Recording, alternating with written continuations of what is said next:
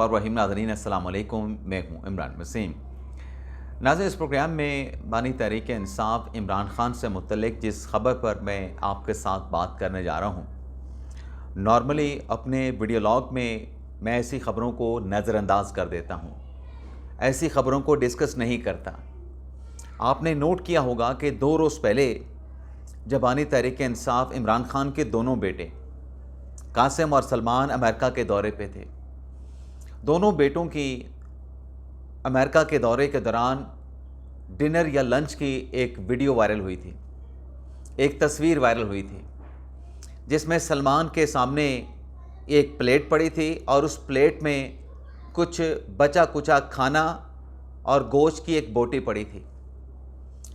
उस गोश्त की बोटी या उस तस्वीर को लेके एक्स के ग्रुप से सवालात पूछे गए। मैंने उस पर पूरे इशू पे एक लफ्ज़ तक नहीं कहा कि उस प्लेट में क्या था, उस प्लेट में क्या नहीं था। लेकिन जो इस प्रोग्राम में जिस खबर पर मैं डिस्कस करने जा रहा हूँ, माजरत के साथ आपसे माफ़ी चाहते हुए कि मुझे ये बात करना पड़ रही है, क्योंकि जब बात बिलो द बेल्ट चली जाए, वो कहते हैं ना कि पानी सर से गुज़र जाए, तो फिर आपको बात करना आपकी मजबूरी हो जाती है। तो सबसे पहले तो इमरान ख़ान वाली ख़बर पे आपके साथ बात करेंगे और इसके बाद हमारे वीडियो लॉग की जो दीगर अहम ख़बरें हैं, फिर उनकी डिटेल आपके साथ हम शेयर करेंगे। तो नाज़रीन,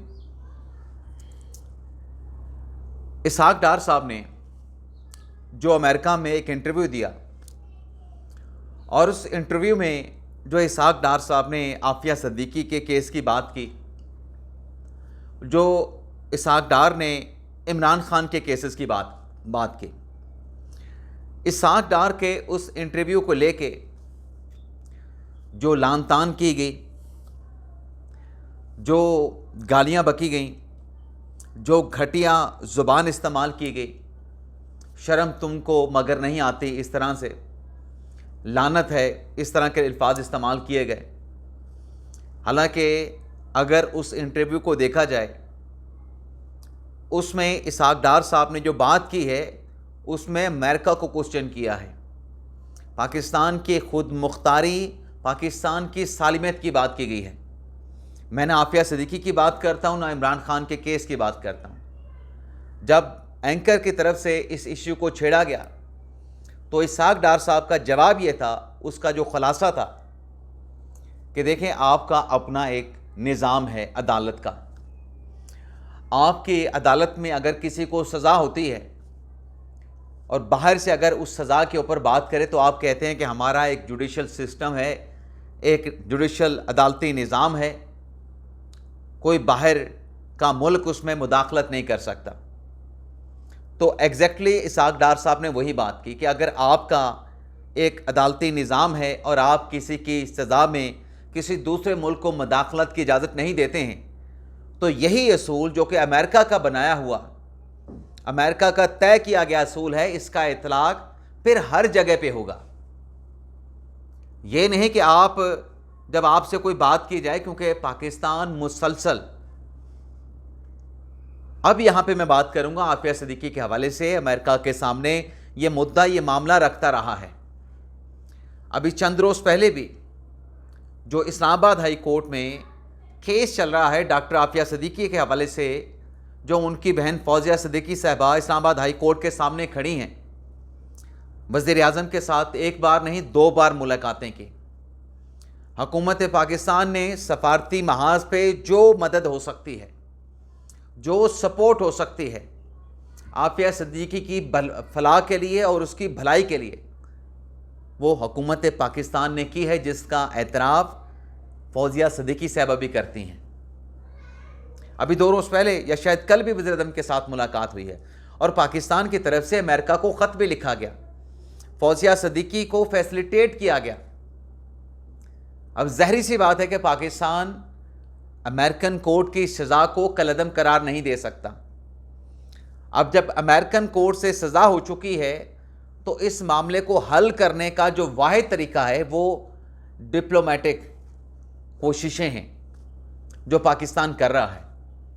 लेकिन यहाँ पे मैं बात को ज़्यादा नहीं बढ़ाऊँगा, बहुत सारे दोस्त कहते हैं बात को बहुत खींच देता हूँ। इसहाक डार साहब ने वजाहत दे दी है, इसहाक डार साहब ने वजाहत दे दी है। मैं सिर्फ 2 लाइनें पढ़ के इमरान खान साहब की खबर पे आऊँगा। इसहाक डार साहब ने क्या वजाहत की है नाज़रीन? इसहाक डार साहब कहते हैं कि ये जो ठेकेदार बने हुए हैं आफिया सिद्दीकी के, वो हमें ना बताएं, हमें कोई ये ना सिखाए कि हमने आफिया सिद्दीकी के लिए क्या किया। हम 2015 से मुसलसल उनकी रिहाई के लिए कोशा हैं। मियां नवाज शरीफ ने उस वक्त की अमेरिकी सदर बारक ओबामा से ओवल ऑफिस में मुलाकात के दौरान आफिया सिद्दीकी को पाकिस्तान की बेटी करार देते हुए उनकी रिहाई का मुतालबा किया था। इस बार भी मैंने सदर जो कि बाइडन को बाकायदा दस्तखतशुदा माफ़ी की दरख्वास्त भेजी, यानी नवाज शरीफ ने भी की और इसहाक डार ने भी सदर बाइडन को माफ़ी की दरख्वास्त की। अब मैं ये सारी कहानी साइड पे रख देता हूँ कि इसहाक डार ने क्या कहा, इसहाक डार ने क्या दरख्वास्त लिखी, या नवाज शरीफ ने आफिया सिद्दीकी के हवाले से क्या बात की। इस इश्यू को उठा कौन रहे हैं?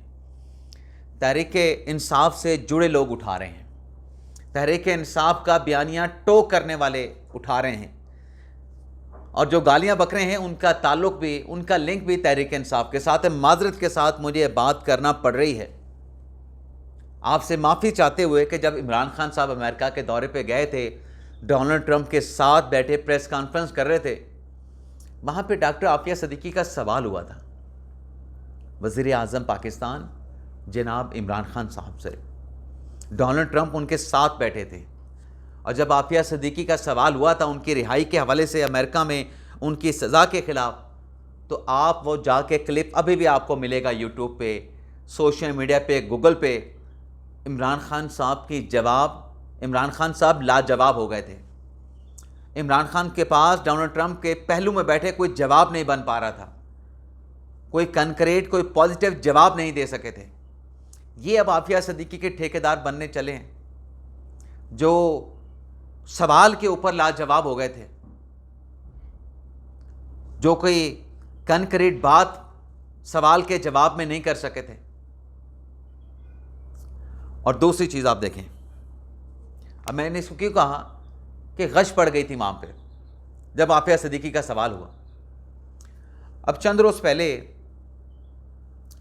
जो डीलें करवा दी गई थी मलिक रियाज हुसैन के साथ एस्टेब्लिशमेंट की, और यहाँ तक कहा गया था कि मलिक रियाज दुबई से आएंगे, कराची में रहेंगे, बिलावल हाउस में रहेंगे, उनको वहाँ पे प्रोटोकॉल और सिक्योरिटी मिलेगी, और जब इस्लामाबाद के मामला तय हो जाएंगे, सेटल हो जाएगी, डील हो जाएगी, तो कराची से मलिक रियाज हुसैन जो हैं वो इस्लामाबाद आ जाएंगे। कुछ लोगों ने तो ये भी नहीं कहा था कि वो इस्लामाबाद आएंगे, कुछ लोगों ने तो डील करवा दी थी कि इस्टेब्लिशमेंट के साथ डील हो चुकी है, मामला तय हो चुके हैं, मलिक रियाज पाकिस्तान वापस आ रहे हैं। अभी 2 दिन पहले जो मलिक रियाज हुसैन साहब के जो सेक्रेटरी हैं, कर्नल रिटायर्ड खलील साहब, बड़े अच्छे इंसान हैं, उनके साथ कई मुलाकातें हुई हैं सुप्रीम कोर्ट में, क्योंकि केसेस तो बहरिया टाउन के लगते रहते हैं, अच्छे नफीस इंसान हैं। उनको गिरफ्तार करने के लिए FIA की टीम गई, और वहाँ पे आगे से मुज़ामत का सामना करना पड़ा। ज़राए का ये दावा है कि जो टीम FIA की वहाँ पे गई थी, उनके पास वारंट्स भी थे, और उनके पास और क्या था, रिमांड भी था। तमाम कानूनी तकाज़े पूरे करके वहाँ पे गए, और कर्नल साहब को वहाँ पे गिरफ़्तार किया गया, हिरासत में ले लिया गया, और उन पे इल्ज़ाम क्या है, इल्ज़ाम की बात हो रही है कि जो बहरिया टाउन का इल्लीगल गैर कानूनी जो रियल एस्टेट का बिज़नेस था, उसमें कर्नल साहब की इन्वॉल्वमेंट थी। और ये बात इल्ज़ाम से हट के बात कर रहा हूँ, ये बात हकीकत है कि कर्नल खलील रहमान साहब, कर्नल खलील साहब मलिक रियाज हुसैन के बड़े करीबी थे। कर्नल साहब को मलिक रियाज हुसैन साहब का बड़ा एतमाद हासिल था, और आज भी एतमाद हासिल है। कोई ऐसा मामला नहीं मलिक रियाज हुसैन का जो कर्नल खलील साहब से ढका छुपा होगा। कोई काम मलिक रियाज हुसैन कर्नल रिटायर्ड खलील साहब से छुप के नहीं करते थे, इतना बला का उनको कर्नल साहब पे एतमाद था। आप यूं समझें कि पीछे मलिक साहब होते थे, आगे कर्नल साहब ही हुआ करते थे। अब उनको गिरफ्तार कर लिया गया जी, इल्ज़ाम उन पे लग गया जी वो गैर कानूनी रियल एस्टेट के बिजनेस में इन्वॉल्व थे, गिरफ्तार कर लिया। लेकिन उन लोगों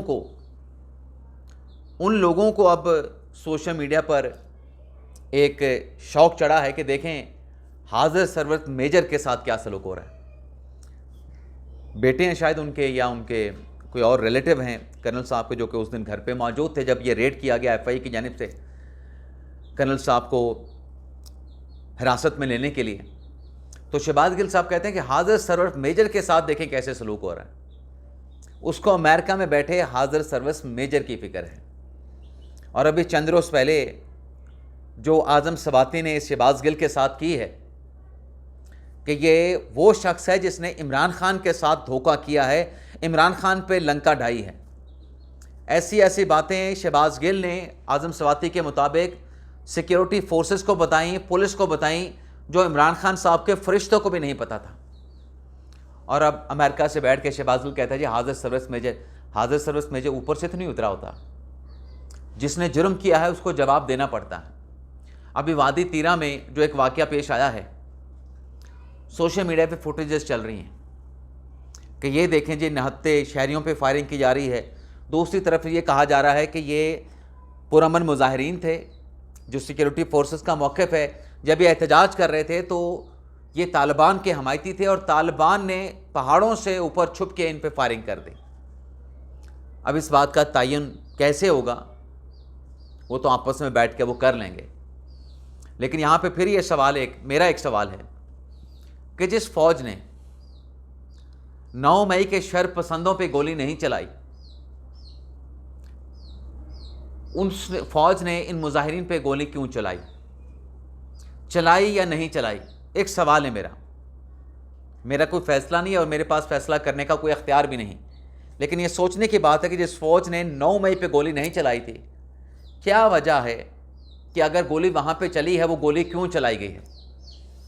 किसी गोली के जवाब में चलाई गई है, और किसी गोली के जवाब में चलाई गई है तो फिर क्यों चलाई गई? सामने से गोली क्यों चलाई गई? किसने चलाई? ये ढेर सारे सवालात हैं जिसके जवाब आना बाकी हैं। तो जो डील की खबरें चला रहे थे उनकी खबरें बोगस साबित हुई। कर्नल खलील साहब को हिरासत में लिया गया, इसका मतलब ही क्या है? जो एक्चुअल खबर है कि मलिक रियाज हुसैन के साथ कोई डील नहीं हुई। मलिक रियाज हुसैन ने जो रिश्वत की ऑफ़र की थी उसको एक्सेप्ट नहीं किया गया है। अब नाज़रीन आते हैं हमारी तीसरी खबर पे, जो हुकूमती पाबंदी का फ़ैसला। न सिर्फ ज़ायरीन के लिए, और वो ज़ायरीन जो बलूचिस्तान के रास्ते अरबाइन के लिए या किसी और मकसद के लिए बलूचिस्तान के रास्ते ईरान इराक़ जाते थे, अब वो ज़मीनी रास्ते से ईरान इराक़ नहीं जा पाएंगे। मुक़द्दस जो इबादत गाहें हैं या मुक़द्दस जो मकामात हैं वहाँ पे नहीं जा सकेंगे, क्योंकि हुकूमत पाकिस्तान ने फ़ैसला किया है कि इन ज़ायरीन की हिफाजत के लिए जो सिक्योरिटी ख़दशात हैं ये जहाज़ के ज़रिए ईरान इराक़ का सफ़र करेंगे। और इस मकसद के लिए कि बाय एयर ये लोग जाएं, इनकी ज़िंदगियां महफूज रहें, तो हुकूमत ने परवाज़ें ईरान इराक़ की परवाज़ें बढ़ाने का भी फ़ैसला किया। और ये फ़ैसला वज़ीर दाखिला मोहसिन नकवी साहब ने वज़ारत ख़ारजा और बलूचिस्तान हुकूमत के साथ मुशावरत के बाद ये फ़ैसला किया। वज़ीर आज़म को भी इस फ़ैसले के हवाले से आगाह किया, जिस पर वज़ीर आज़म ने कहा कि फिर जो फ़्लाइट्स हैं उसमें भी इजाफ़ा होना चाहिए। लेकिन जहाँ ये बुरी खबर लगती है कि ज़मीनी रास्ता बंद हुआ है, वहाँ पे अच्छी खबर ये है कि जब बाहर आप सफ़र करेंगे तो आपको वहाँ पे फ़्लाइट्स की कमी का सामना नहीं करना पड़ेगा, क्योंकि वज़ीर आज़म ने ईरान इराक़ की फ़्लाइट्स बढ़ाने का हुक्म दे दिया है कि फ़्लाइट्स फिर बढ़ाई जाएँ इस रूट पे।